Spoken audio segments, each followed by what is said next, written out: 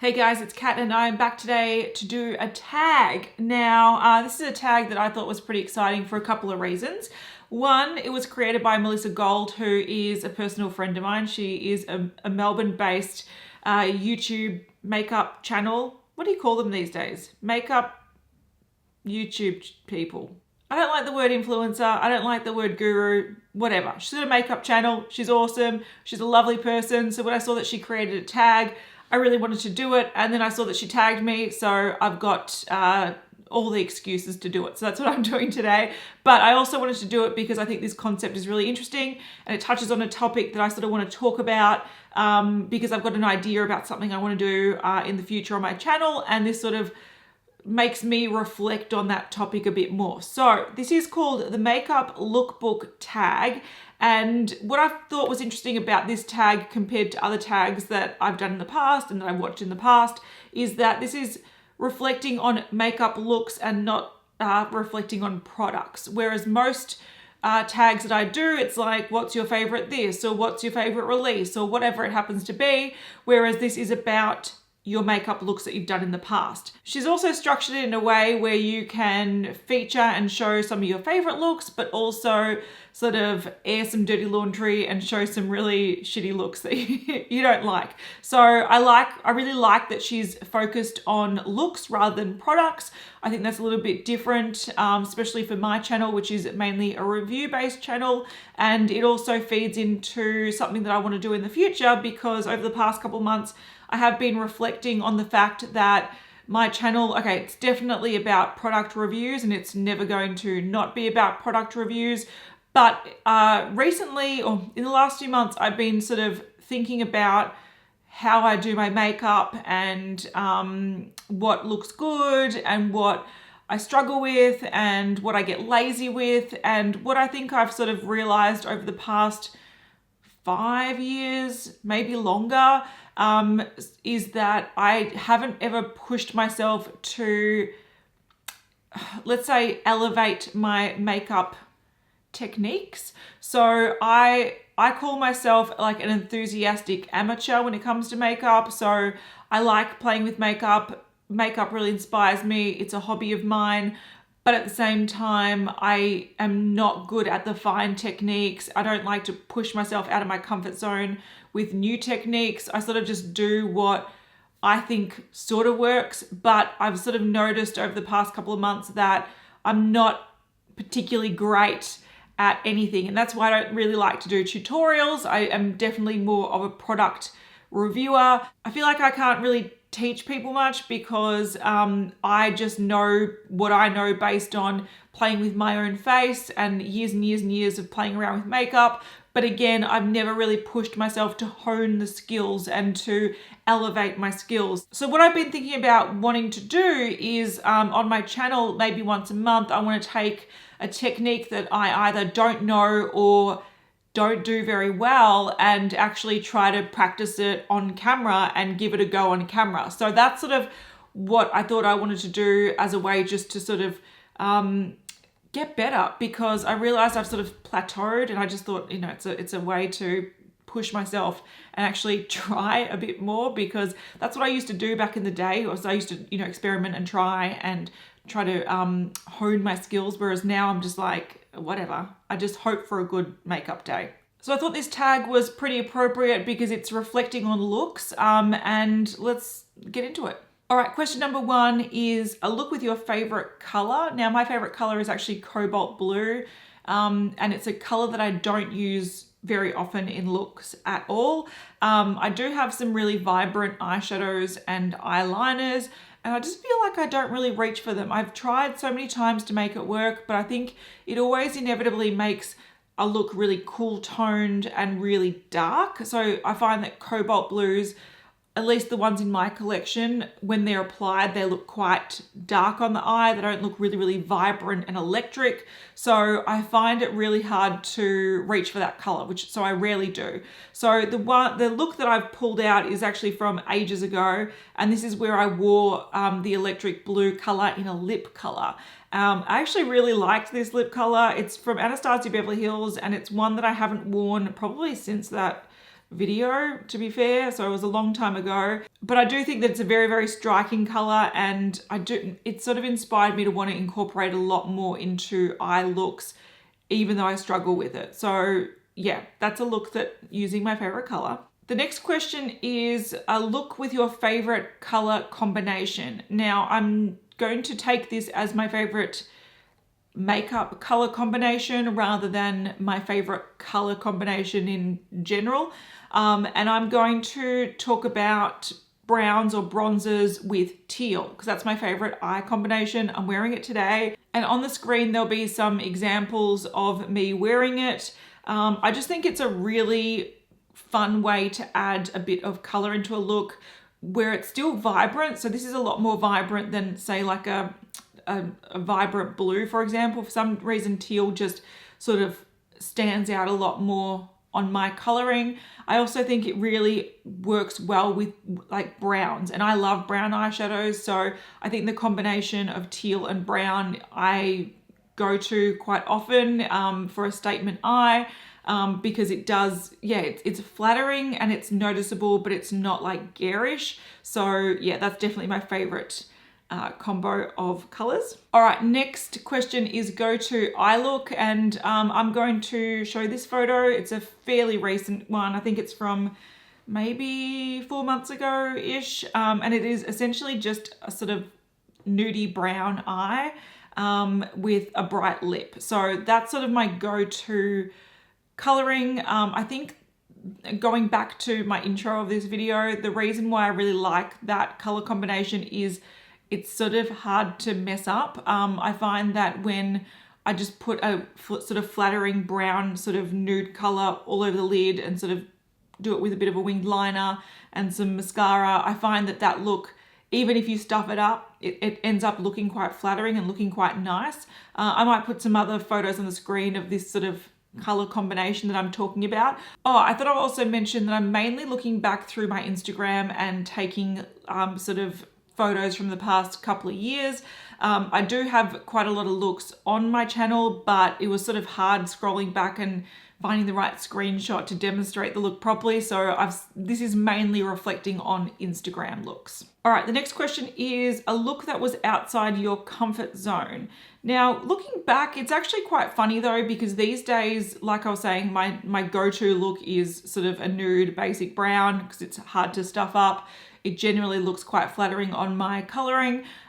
Whereas I think if I look back through 2018, early 2019, I was really going for color, and I was really trying a lot of color. I was playing with as much color as possible. Color really inspired me. And then something happened last year where I sort of turned, where I sort of realized that color is not, like, I like a bit of color. I like an injection of a small amount of color in a look, but having a basic brown or nude as the core of the look is a lot more, I find that a lot more comfortable to wear. So some looks that have been outside my comfort zone are ones that are pretty bold with color. So I've got on the screen this one where I was using a Kaleidos palette, and it's got lime green and yellow and orange and red and pink. That's something that I think is fun to play with, and I see these looks as being sort of like a creative outlet, but at the same time, I don't feel confident walking out of the house with these looks because I feel like it draws too much attention, and sometimes they look really good on camera, but in person they look really strange. So yeah, so it's outside my comfort zone because I like playing with it, but I actually don't like wearing them. Another example is this blue and purple look. I know a lot of people really liked this when I posted on Instagram, but again, I think it's a look that looks good in a photo, but for me, I just don't like it in person. So those kind of looks are outside my comfort zone. And I think at one point in time, I used to try to make them work, and now I've sort of really retreated and I've realized they're not for me. And yeah, sometimes they're fun to play with, but yeah, they've become outside my comfort zone. All right, the next question is an unusual makeup technique. And I think, again, this hits back to the start of the video. I think Melissa Gold is really, really fantastic at playing with different techniques and honing her skill, whereas I feel like I stopped doing that years ago, and I feel like that's where I really need to improve. And I would love to go on a journey with you guys sort of playing with new techniques and seeing how I go with them, because again, I feel like I've been sort of, all I will do when it comes to getting outside my comfort zone is trying different colors rather than trying different techniques. So I don't really play with unusual techniques too often, because it's just something that, I don't know, my mind doesn't go there, my urge doesn't go there, but I think I'm starting to want to go there a bit more. So I think for me, the only sort of unusual technique that I am confident with playing with and that I've shared is probably different colored eyeliner. So you'll see in the photo that this is sort of like a semi-rainbow eyeliner look that I used with Inglot liners as I think it was part of a review that I did, and I really like that effect, like that sort of gradient color effect, and it's something that I like. That's sort of like the injection of color that I like to do these days. So yeah, that ticks that box, I guess. All right, the next question is bridal look, and again, because I don't really do on this channel many looks, I mainly do reviews. I've never done a bridal look.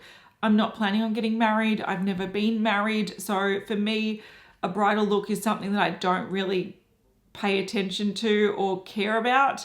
But when I was looking through Instagram, one look that I really did like, and this is just sort of like your basic nude, is this one here. Now, this was a sort of basic cool tone nude eye, or like neutral eye, sort of semi-cool toned. It was like a light bronzy color, and it had a nude lip. Now, this would be something that if I was getting married, I'd totally wear makeup like this. I think it looks really flattering. I think it's a nice sort of, it appears nice in photos. It looks nice in person.